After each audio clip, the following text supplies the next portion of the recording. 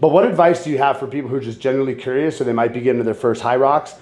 Or what would you say to people who are currently looking to get into the space as far as how to approach their first HYROX? Like just a handful of things, how they should perceive it, how they should train for it.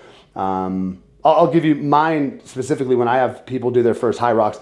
I just want it to be a purely learning experience. I don't care about the time because there's a hierarchy of, you have to learn how, the way my approach is, you have to learn how to train, right? Then you have to train to train. Then you have to learn how to compete, train to compete, compete to compete. That's the hierarchy I use. So a lot of people, when they first get into it, they're like, I'm gonna go hard in the paint. It's like, no, we wanna show up and wanna learn because there's so many skills, game day nutrition, so, sleep, travel. I've had people who show up at like 11 p.m. the night before their HYROX. I'm like, no, that's not how you compete. It's kind of amateur hour stuff. So what advice would you have to somebody who's signing up or either interested to sign up for their first HYROX or is already signed up for it? What advice do you have for that crew?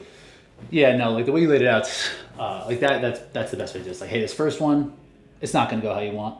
Like you're either going to, more likely you're going to go too hard and you're going to blow up after burpee broad jumps or during burpee broad jumps, or you're going to be too conservative. You're going to finish like and feel like you had more to express. Either way, like you said, learning should be the main goal in that first one. Then you can take how that felt, where you're strong, where you weren't strong, put it into training. Just like that hierarchy makes a ton of sense. From a training standpoint, I think the intensity needs to be more like intentional, and the aerobic work needs to be taken a little more seriously. Sure. Where it might be kind of like throwaway day, where it's like spending a long time just working in zone 2. Your heart rate is just like fairly low. It's conversational pace. Like that is something that if you are serious about like competing in this long term, like that foundation is something you need to start now because it will just be built and built and built. And then once you build that up, then you can really start to train harder and train for longer doses and be able to do everything a little bit better. And that's where most people are going to be lacking, right? So it's pretty cliche and it's pretty boring, but it's like spend time zone 2 aerobic. Doesn't have to be just running. Probably shouldn't be just running because running is pretty destructive for most people. But just like figuring out ways to spend more time in zone 2. Yeah, and if it's something that people are, I like that approach of, you're going to be building the foundation, but you're building, your first one is a stepping stone for the second, so you have to just continue to build that foundation throughout. Do you recommend people going for the first one, like do a huge peaking phase or anything crazy, or just like, hey, I want you to have, number one, you're going to have the best time out there, pay attention, build some awareness, and I'm a fan of have a strategy and stick to it. Whether it was the right plan or not, right plan or strategy, doesn't matter. What's important is you stick to it. Because if you go off the rails on your strategy, then I would have athletes who would get on a rower, they'd see somebody going faster, so now they're off their pace time. I always tell people, stick to this game plan. And then if it was a wrong game plan, that's one thing. But if you fuck up the game plan, you go off the rails, there's less to learn. We're losing feedback, right? Yeah. So I'm a huge fan of having your first one just be your stepping stone for your second one. Like that's almost just part of your training phase. Like we're going to build this base throughout. Then you're going to go learn some shit in the weekend, right? But then we're going to just continue to build for your second one. What about, how do you think about that approach? The cliche coach answer, right? It depends. Yeah, of course. It depends on who you are, right? Like there are people that we're coaching on our app who it's their first time. They've never even heard of HYROX. They just found us and they're just like, I want to make sure I'm as prepared as possible. If I'm going to do something, I want to like show up because I just will like ease my angst and just makes me feel like I'm like can go there and just like be confident. Other people like, hey, let's just let it ride. Let's just have fun with this. So I think it depends on like your personality for that. But like, yeah, even if you do follow a 12-week all the way up and through, like the chances of it going well on race day are pretty low. Yeah. Right. So there's only so much you can do. Even if you're watching all the YouTube videos, trying to be like real specific on the skill, you're going to see things out there. And there's just going to be the way that the course kind of moves and we got to navigate everything. You're just going to screw it up. So yeah, I think the amount of pressure and something from a coaching philosophy, like a mentor of mine a while ago kind of instilled in me is like having an appropriate timeline is going to be ultimately what's going to lead you to success.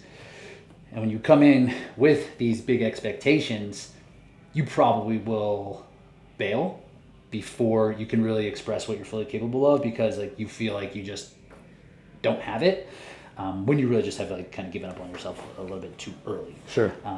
So I think yes, like just like reducing pressure, just going in there, gathering information, and then coming out, because like you want to be the best athlete you can be in HYROX in 5 years, not in 5 weeks, not in 5 months. Yeah. So what advice, and we're going to be wrapping up here, dude, time flies. Nice. What advice would you have for somebody who maybe wants to do HYROX but doesn't think they can? Because they see you guys out there on the stage, you guys are crushing, you guys are all jacked. What advice do you have for somebody who's interested in it, but potentially maybe they don't believe in themselves enough to actually punch a ticket? Yeah.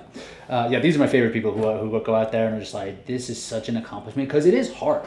Like, I think we take it for granted sometimes, because it is just like we're really headfirst into the competition side, right? And it's just like the results are just like what seemingly matters the most. But like, lose track of how hard this event really is, right? So it is going to be like any big challenge. Just like the advice I give, it's hard. You have to prepare. If you're not willing to prepare for something or make a change in your habits and lifestyle, like, yeah, you probably won't be able to do it. But if you want to really see what it's like to commit to something, and you see how it is, and you want to experience this incredible challenge, then just like sign up. There's a lot of different ways to go about it. Like doubles is a really good entry point. Like, and then there's a little bit of camaraderie there. The open weights are something that is still very, very challenging, but doable for a lot of people. So I would say, yeah, like sign up, find community. Find places like Arsenal, places that do have the classes there that you can kind of get around people who are in a similar spot as you, and you'll see that like you're probably a little bit more capable than you think, and that I think would be probably the best bet. Just like getting around people, finding the community, and then just like learn as much as you can. Yeah, I'm a fan of say yes first and find out how second. Yeah, right. So what my advice for anybody is, if you're absolutely curious about any of this, just find one that's 12 to 16 weeks out or later on in the year, and just put pen to paper. And the moment you take away that indecision of 1 foot in, 1 foot out, like, oh, I don't know, I kind of want to do it, just say yes. Just commit to the thing, and the amount of resourcefulness, how that shifts your habits, even some identity, your capability, how that shifts that. Like, you become incredibly resourceful the moment you commit to something. So that'd be my piece of advice, is for if you guys are interested in doing HYROX, any type of competition, guys, just get on the webpage, sign up for something, say yes, and then you'll find a community and a tribe of people who will help support you. With HYROX, like, you kind of have to. You can't sign up on a whim, because they're selling out so fast. Oh, geez, like, you need to be like on it. So like, yeah, like follow when it's going to go on sale. Follow it on Instagram. Just start to like absorb it a little bit, and then when it's ready, so you can strike on it.